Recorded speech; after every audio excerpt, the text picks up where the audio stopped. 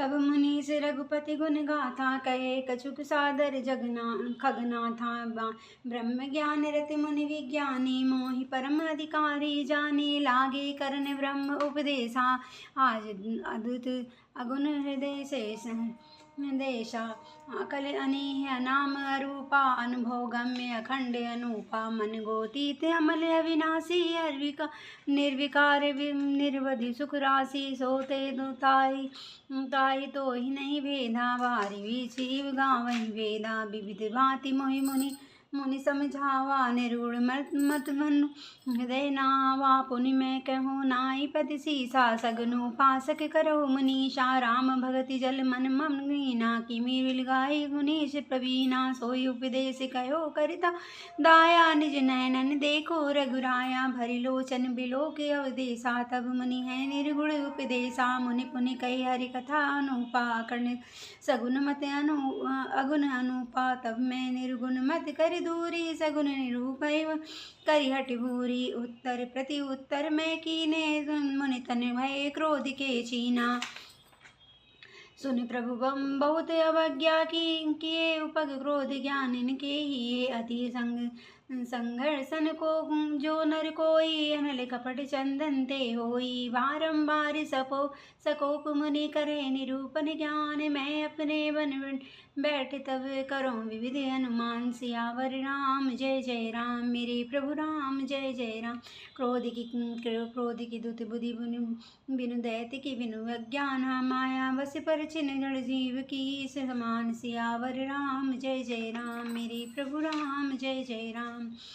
तब हे पक्षीराज मुनीश्वर रघुनाथ जी के गुणों की कुछ कथाएं आदर सहित कही।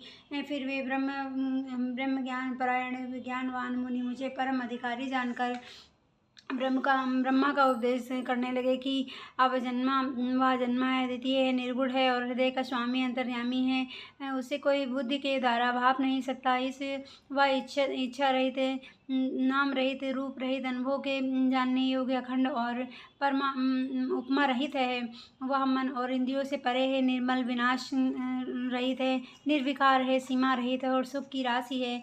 वेद ऐसा गाते हैं कि अभी तू है तत्वमसि जल और जल की लहर की भांति उसमें और मुझमें कोई भेद नहीं है। मुनि ने मुझे अनेकों प्रकार से समझाया, पर निर्गुण मत मेरे हृदय में नहीं बैठा। मैंने फिर मुनि के चरणों में सिर नवाकर कहा कि हे मुनीश्वर, मुझे सगुण ब्रह्म की उपासना कहिए। मेरा मन राम भक्ति की जल में मछली हो रहा है, उसी में रम रहा है। हे चतुर मुनीश्वर, मेरी दशा में वह अपने उससे अलग कैसे हो सकता है। आप दया करके मुझे वही उपाय कहिए जिससे मैं श्री रघुनाथ जी को अपनी आंखों में देख सकूं। पहले नेत्र भरकर श्री अयोध्यानाथ को देखकर तब निर्गुण का उपदेश सुनूंगा। मुनि ने फिर अनुपम हरि कथा कहकर सगुण मत का खंडन करके निर्गुण का निरूपण किया। तब मैं निर्गुण मत को काट कर बहुत हट करके सगुण का निरूपण करने लगा। मैंने उत्तर प्रत्युत्तर किया, इससे मुनि के शरीर में क्रोध के चिन्ह उत्पन्न हो गए। हे प्रभु सुनिए, बहुत अपमान करने पर ज्ञानी के भी हृदय में क्रोध उत्पन्न हो जाता है। यदि कोई चंदन की लकड़ी को बहुत अधिक रगड़े तो उससे भी अग्नि प्रकट हो जाएगी। मुनि बार बार क्रोध रहित ज्ञान का निरूपण करने लगे। तब मैं बैठा बैठा अपने मन में अनेकों प्रकार के अनुमान करने लगा। बिना दैत बुद्धि के क्रोध कैसा, और बिना ज्ञान से क्या दैत बुद्धि हो सकती है। माया के बस रहने वाला परिच्छिन्न जड़ जीव क्या ईश्वर के समान हो सकता है। कबहू की दुख सब करिहित ताके ते की दरिद्र परस मन जाके। परिद्रोही की होई निशंका, कामी पुनि की रहे अकलंका। वंश की रहे द्विजरा नहीं कीने, कर्म की मोहि स्वरूप चीने। काहू सुमति के खल संग जामी, शुभ गति पाव की पर त्रिरामी। भव की परे परमात्मा बिंदक, सुख की होई कबू हरि निंदक। राजु की रहे नीति बिनु जाने, अघ की रहे हरि चरित बखाने।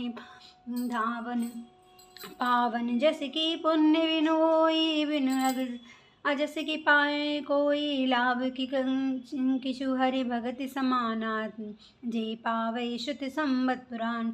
संत पुराना हानि की जग यही सम किछु बाई बजो नरामय नर तन पाई अग की पिसंता सम कछु नाना आना धर्म की सदा सरिस हरि जाना यही विधि अमित जुगत मन गुनहु पुनि मुनि उपदेश न सादरे सुनहु पुनि पुनि सगुन पक्ष में रोपा तब पुनि बोले वचन सकोपा मूढ़ परम सिख देन देव न मानस उत्तर प्रति उत्तर महुआनस सत्य वचन विश्वास न करहीं वायसी भू तब ही ते डरहीं सठ सपच्छ तब हृदय विशाला सपति होई पच्छई चंडाला लीन श्राप में शीस चढ़ी नहीं कछु भय ना दीनताई तुरत भयो में काग तब पुनि मुनि पद सिर नाय सुमरि राम रघुवंश मणि हर्षित चले उड़ाए सियावर राम जय जय राम मेरे प्रभु राम जय जय राम।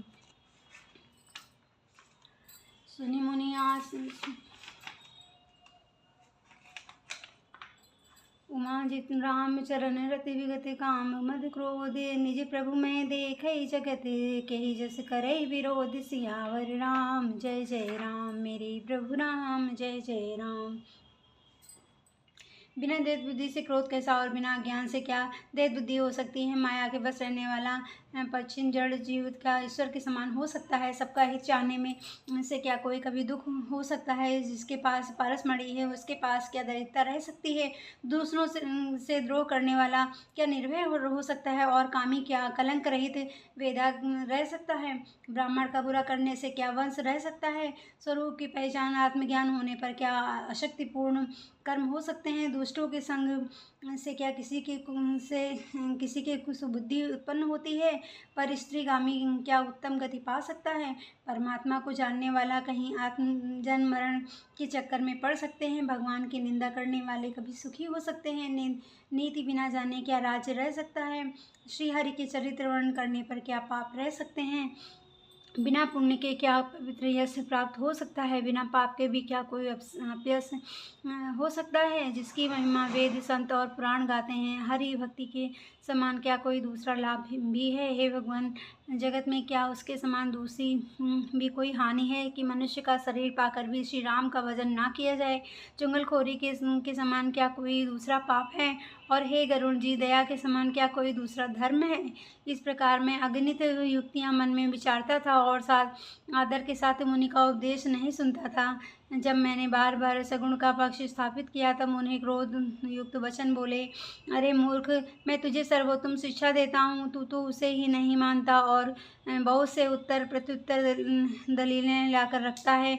मेरे सत्य वचन पर विश्वास नहीं रखता। कौवे की भांति सभी से डरता है। अरे मूर्ख तेरे हृदय में अपने पक्ष का बड़ा भारी हठ है। अतः तू शीघ्र चंडाल पक्षी कौवा हो जाए। मैंने आनंद के साथ मुनि के शाप को सिर पर चढ़ा लिया। उससे मुझे ना कुछ भय हुआ और ना दीनता ही आई। तब मैं तुरंत ही कौवा हो गया। फिर मुनि के चरणों में सिर नवाकर और रघुकुल शिरोमणि श्री रामचंद्र जी का स्मरण करके मैं हर्षित होकर उड़ चला। शिव जी कहते हैं कि हे उमा जो श्री रामचंद्र जी के चरणों के प्रेमी और काम अभिमान तथा क्रोध से रहित हैं वे जगत को अपने प्रभु के से भरा हुआ देखते हैं और फिर किसी से वैर नहीं करते। काकभूषणी जी ने कहा कि हे पक्षीराज गरुड़ जी सुनिए इसमें ऋषि का कुछ भी दोष नहीं है। रघुवंश के विभूषण श्री रामचंद्र जी सबके हृदय में प्रेरणा करने वाले कृपा सागर प्रभु ने मुनि की बुद्धि को भोली करके भुलावा देकर मेरे प्रेम की परीक्षा ली।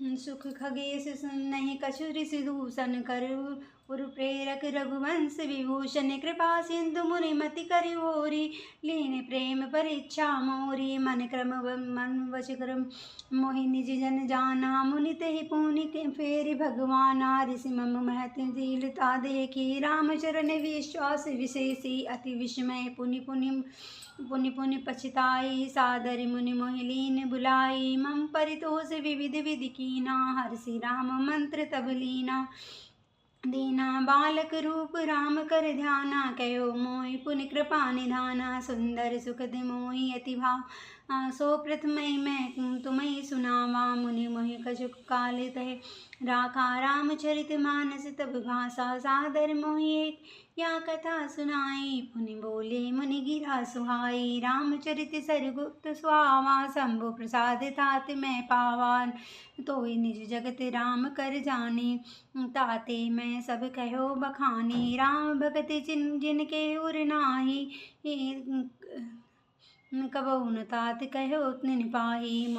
मुनि मोहि विविध भांति समझावा, मैं सप्रेम मुनि पद सिर नावा। निज कर कमल परसि मम सीसा, हर्षित आशीष दीन मुनीषा। राम भगति अविरल उर्ज तोरे, बसहि सदा प्रसाद अब मोरे। सदा राम प्रिय हो तुम शुभ गुण भवन अमान। राम काम रूप इच्छा मरण, ज्ञान विराग निधान। सियावर राम जय जय राम, मेरे प्रभु राम जय जय राम।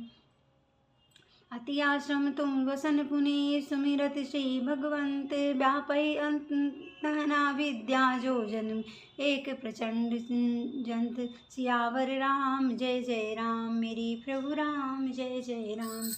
काकभूषणी जी ने कहा, शिव जी ने कहा कि हे उमा, श्री रामचंद्र जी के चरणों के प्रेमी और काम अभिमान तथा क्रोध से रहित हैं। वे जगत को अपने प्रभु से भरा हुआ देखते हैं और फिर किसी से बैर नहीं करें।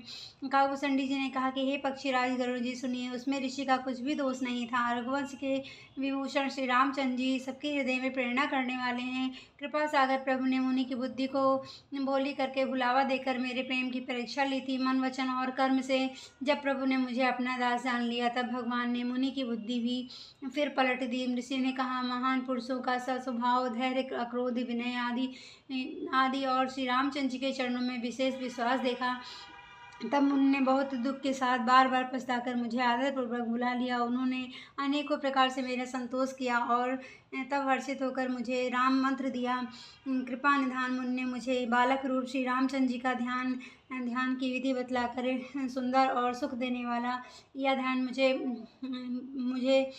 मुझे बहुत ही अच्छा लगा। वह ध्यान मैं आपको पहले ही सुना चुका हूँ।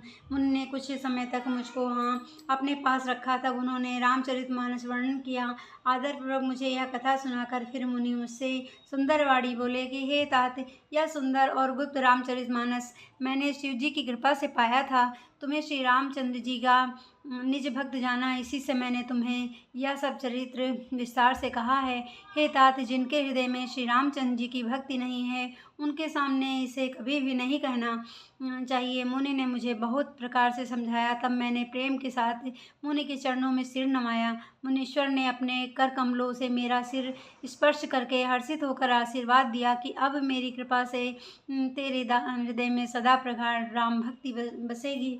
तुम सदा श्री रामचंद्र जी को प्रिय होगे और कल्याण रूप गुणों के धाम, मान रहित इच्छा रूप धारण करने में समर्थ, इच्छा मृत्यु, जिसकी शरीर छोड़ने की इच्छा करने पर ही मृत्यु हो, बिना इच्छा के मृत्यु ना हो, एवं ज्ञान और वैराग्य के भंडार होगे। जही आश्रम तुम बस पुनि, सुमिरत श्री भगवंत। व्यापै तहना विद्या जो जन, एक प्रजंत। सियावर राम जय जय राम, मेरे प्रभु राम जय जय राम। इतना ही नहीं, श्री भगवान को स्मरण करते हुए तुम जिस आश्रम में निवास करोगे, वहाँ 1 योजन 4 कोस तक अविद्या माया मोह नहीं व्यापेगी।